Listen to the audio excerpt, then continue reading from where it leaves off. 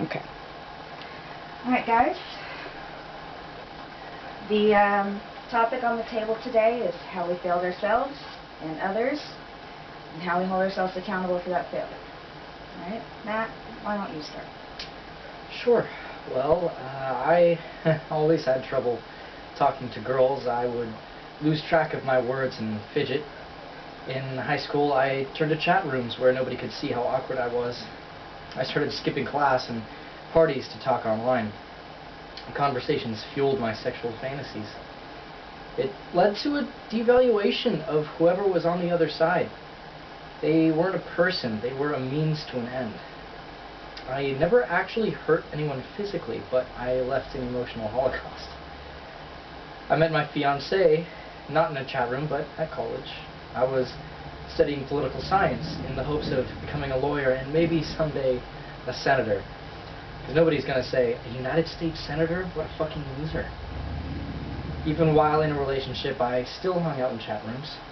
When I was 26, I met what I thought was a 14-year-old girl online. I had been arguing with my fiancée, but this girl laughed at my jokes and spent just as much time in front of the computer as I did. After the chats became sexual, she asked to meet in real life. I agreed to meet her at a Walmart across town from work. I get there, and there's nobody there. I'm excited. I'm just like, nothing bad can happen now. I can go back to work where I'm supposed to be, but not 2 seconds later, I see these blue lights and hear, "Police, get on the ground!" Turns out the girl was a police officer the whole time. I went to prison for 11 months, lost my career and fiancé, and now I'm stuck in this construction job that I hate. Okay. But Matt, how did you justify having a sexual conversation with a teenage girl in the first place? I thought, at least I'm not touching her. I didn't think of a 14-year-old as a child. I thought of myself at that age being highly sexualized. I thought everyone was, or at least everyone was pretending to be. Okay, stop. That's a cognitive distortion right there. Offenders often commit crimes by rationalizing it in some way. You convince yourself that a false notion is true.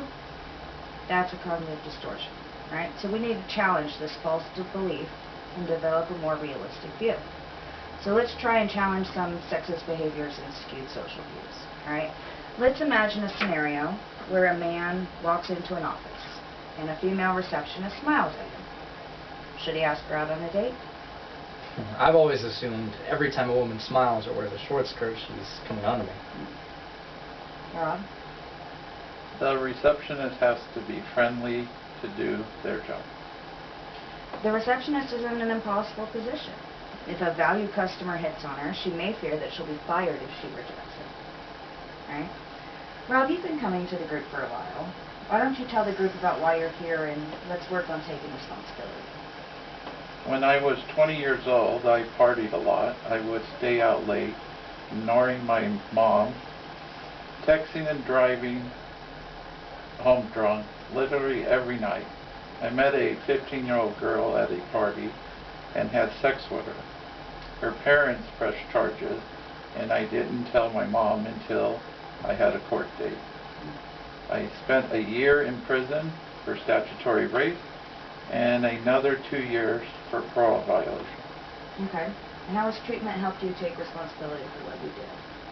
Well, it helped me realize I really fucked up and I kept fucking up. Okay, but define what fucked up means. Be specific. I had a good job. I was working. Instead of listening to my family and people who cared about me, I just rebelled. Okay, and then what happened? I committed my offense and didn't. Okay. What were the consequences of that? I lost everything. Yeah, but that's still about you, Rob.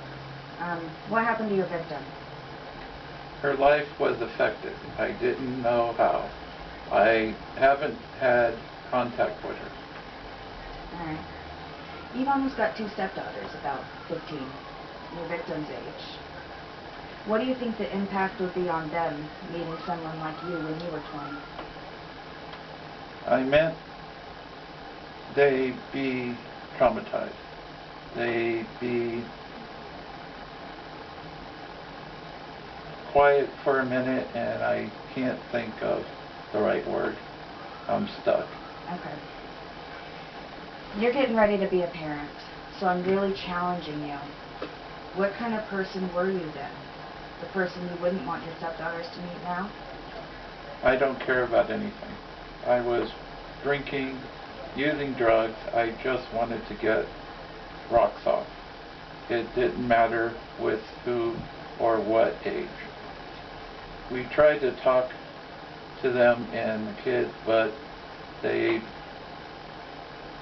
because, well, they like my kids. I've seen you've grown up. You came to us with this F you, F me, F whatever attitude. Now you've got these two girls, and you can tell them, you know, I was the 20-year-old boy who couldn't wait to get with some sweet little thing like you at 15. And you can tell them you didn't give a rip about that girl as long as she was going to like you. I mean, you didn't force her, you didn't trick her. Well, I didn't trick her, and I didn't. Okay. Thank you for correcting me. What do you mean? I tricked her because I had a nice car. I used that. I used what I had to my advantage when I won. Did I trick her into my dark alley? No, I was minister, yes, but I had a nice thing. I was able to buy the drugs and alcohol. So yes, I didn't trick her, and I didn't want them to get tricked, even if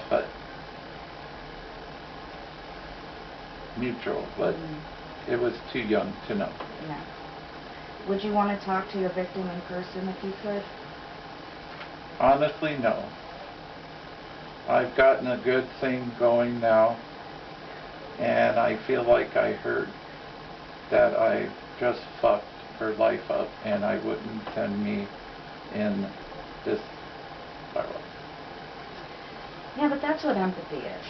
Sitting across from your victim and listening to her and understanding how she feels. Yeah, I had a client once whose neighbor found out he was on the sex offender registry, and she confronted him in a grocery store. You hurt a child.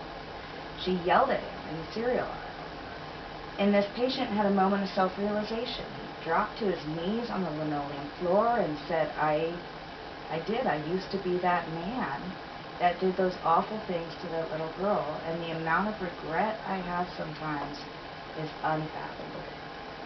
That is truly taking responsibility for your actions. I would meet with her if she wanted to. I wouldn't just be scared, I just wouldn't be hard. Okay. Well, that's it for this week. So for homework, I want each of you to write a statement from the perspective of your victim. Okay, I can do that. Sounds good. Okay.